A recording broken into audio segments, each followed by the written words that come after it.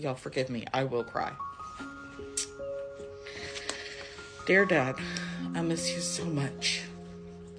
This grief journey hasn't been easy for me.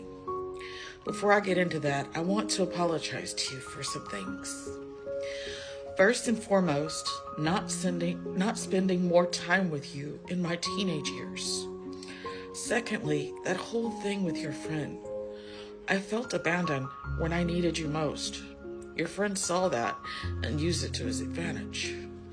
Most of all, I'm sorry for keeping the baby a secret and putting her up for adoption behind your back. You didn't deserve that. Not to mention how it invalidated your feelings about adoption. And what your birth parents did to all of you kids. I can't even imagine how horrifying being driven from your home in North Dakota to some small town in East Texas, only to be left on the courthouse steps and watch your parents drive away. So since you've been gone, I have honestly been a mess, for lack of better words. I have almost no boundaries set. Hell, I even let Rick back in my life.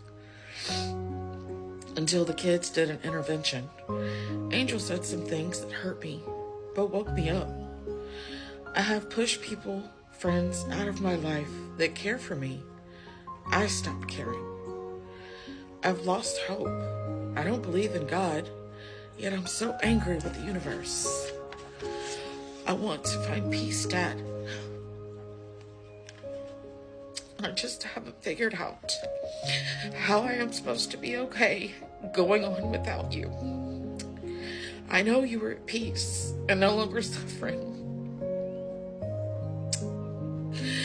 And somehow that alone should be enough for me.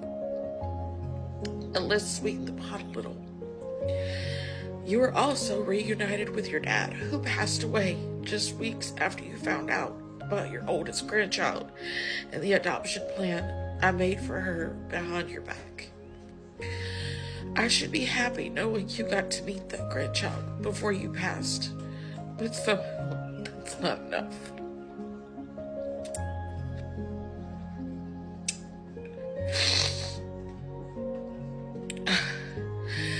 You're reunited with your adoptive mother, whom you only had for about 8 years after being adopted at the age of 4, before she passed away. But somehow, it's still not enough for me.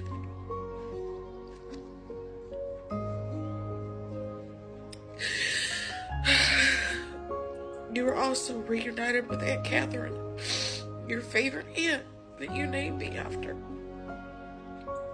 I remember how we cried at her funeral, and you finally get to be with her after 30 years.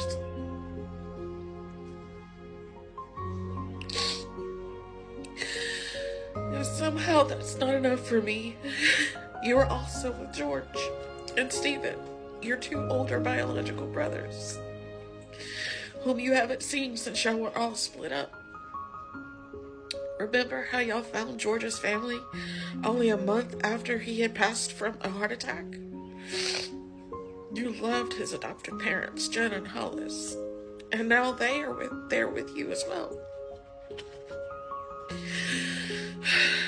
Finally, you got to meet Stephen, since he passed away the day he aged out of the foster system, when he was hit by a drunk driver on his bike. Oh, if that's not enough for me to find comfort, let me sweeten the pot some more. You're with Frank, your lifelong friend, and Mr. Pat from the RV park in Kerrville. Not to mention Patsy, the love of your life. Finally, you're reunited with Sugar, your little chihuahua, that passed away in 2008 at the age of 13. And you haven't been the same since she left. I put her in the urn with you like you asked me to. But somehow for me, all of that is not enough. Because you are not here anymore. I can't pick up the phone and call you. I can't drive out to San Antonio and see you. I can't run to you and feel your arms wrapped around me. I can't hear you say you love me. If there was one thing I could say to you right now, it would be, I'm sorry, Daddy. I'm sorry I couldn't take care of you. But I hope you know how much I love you. A lot has happened since you have been gone. Just a few days after you passed, Katie found out she was pregnant. She had a little girl. She was due on my birthday, but she had to come early. Daddy, we almost went to Vegas. Oh yes, and I flew for the first time, so I got to see Katie graduate. It was freaking amazing. We decided to skip the layover in Vegas to drive back to Houston from Denver to pay homage to you since we came back home on the 1-year anniversary of your passing. Seeing as you weren't over-the-road truck driver and all, Colorado was spectacular. Katie lives in Texas now, out in the hill country, like you. She has a great job as a restaurant manager and loves it. Your great-granddaughter will be 2 this year. Can you believe I'm a grandma now? You would love Katie's baby. She is everything to us. Also, you know, you left a lot of unfinished business when you passed on, but that's not important right now. Also, I have a secret I need to tell you, but I will tell you in my dreams. I will be reading this on social media, and my secret is not for everyone. I have a lot of plans for the future, and some will honor your memory. I just hope I can make you proud. To make those things happen, I have to get to a place where I'm all right without you.